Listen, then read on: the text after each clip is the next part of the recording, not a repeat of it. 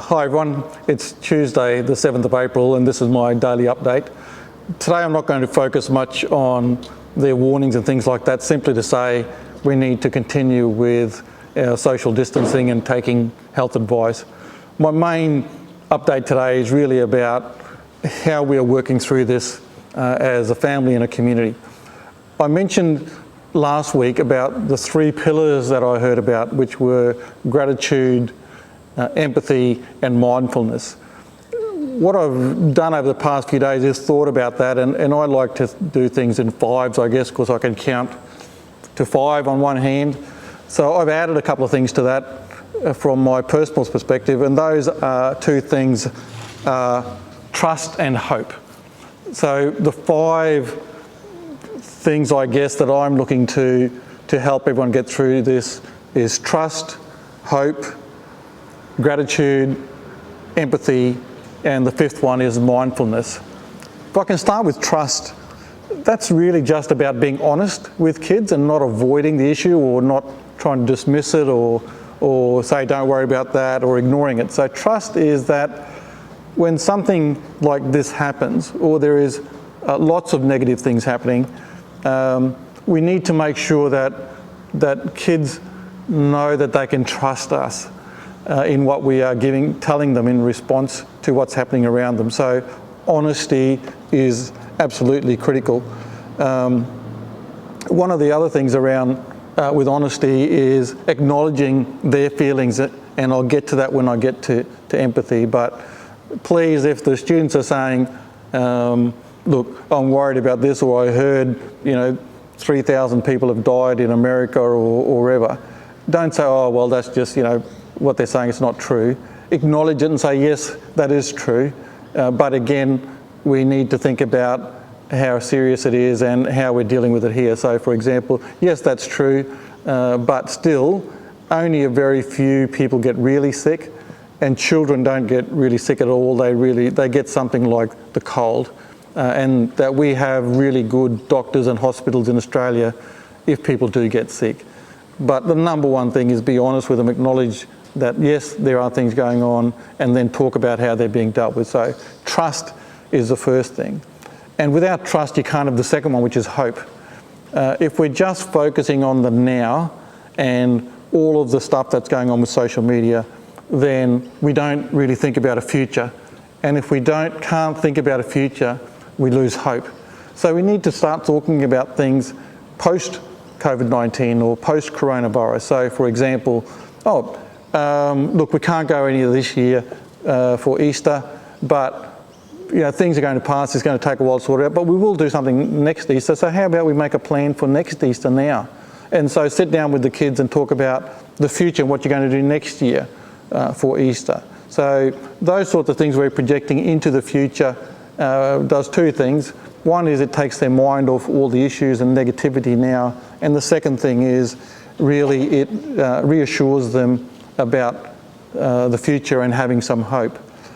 I heard a really good quote on the radio this morning, and that was that negativity is like Velcro to the mind and positivity is like Teflon, which means that we really have to be careful that the more negative stuff we listen to, the more it sticks to our mind and the more negative and down we become.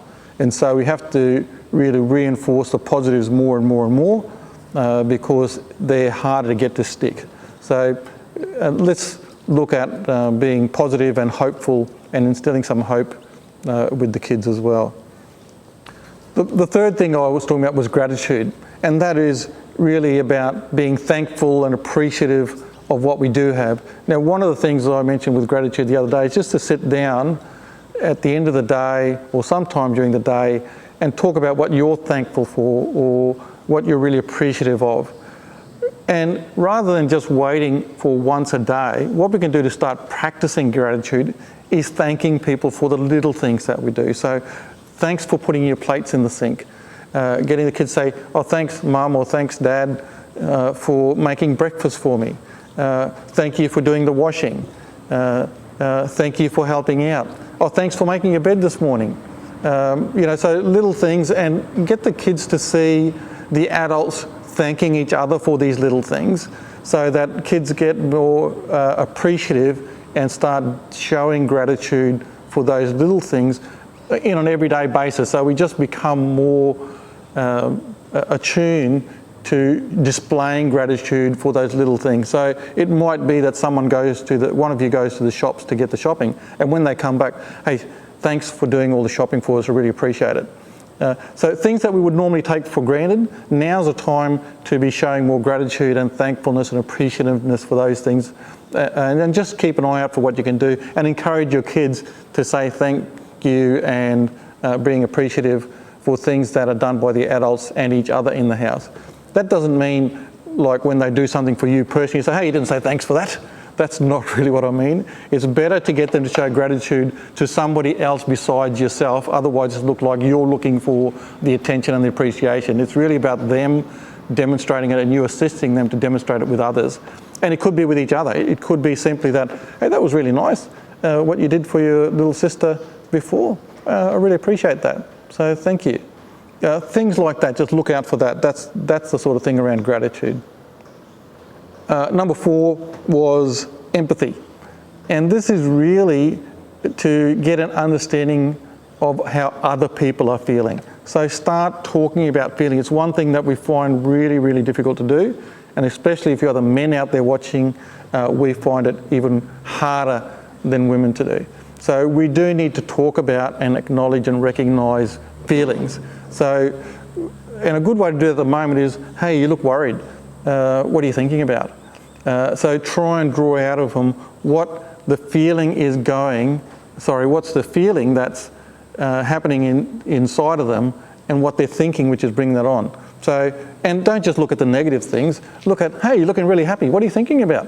You know, so what it is empathy revolves around recognizing, understanding other people's feelings. So, you know, oh, you look really tired. What's up? What have you been doing? What's made you tired? So trying to show that you're trying to understand the emotion or the feeling that you're seeing to try and get your children to articulate that or to tell you about it. Because what we want to do over this next period of time is to get those feelings shared, because the more you bottle them up, the more it messes with your health, and that can be physical and mental health. So try and look for the emotion in their mood or their looks or just their general demeanour, and then try and say, look, I see that you are looking a bit worried. What are you thinking about, or what's in your head, or what were you what sort of got you to feel that way? That's where empathy comes in. So if we can try some of those strategies as well. The last one, number 5, mindfulness. Now, the mind is just like any other muscle. If we don't use it and exercise it, it's not as strong. So when we say people are just giving up or they're struggling, getting depressed, then one of the things we need to do is to talk to people about how we can exercise the brain to be more resilient. And that means we have to do practice. It's just like anything else. It doesn't just happen. Your brain learns to do things, and your brain changes when it learns things. So with mindfulness, it really is about being still, and so taking some time out just to sit and to be. It's really good to do things like go outside and just sit together and look at the stars and take a bit of time out from all of the busyness of the world, because you'll notice if you go outside and you sit down and you look at the stars, suddenly everything seems to slow down. You know, especially if you can sit and say, hey, can you look for a certain constellation, or can you see the star that's twinkling over that side, or to see the one that's not twinkling? The little bit of time it takes for kids and ourselves as adults actually to sit, observe, and not be involved in everything else that's happening around us helps our mind to calm and get through difficult times.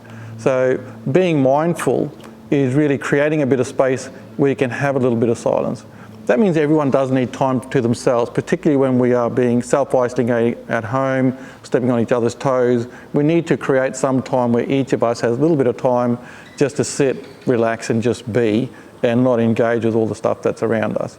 That also means limiting, time on media. So there should be some times of the day where you switch off all electronic devices, or everyone has some time free of social media or TV and all of those sorts of things, just to be in the world around us, in our physical world, and not being distracted by all the stuff that's swirling around. So they're the 5 things that I think we can look at, and I'll expand on those in the next few updates that I give. But if I can remind you of those: trust, hope, gratitude, empathy, and mindfulness. Think about those 5 things, and hopefully that means that we can all feel a little bit better as we work through the difficult times that we're experiencing at the moment. But anyway, that's the end of my daily update today. I'm going to go and eat some of these Easter eggs. See you tomorrow.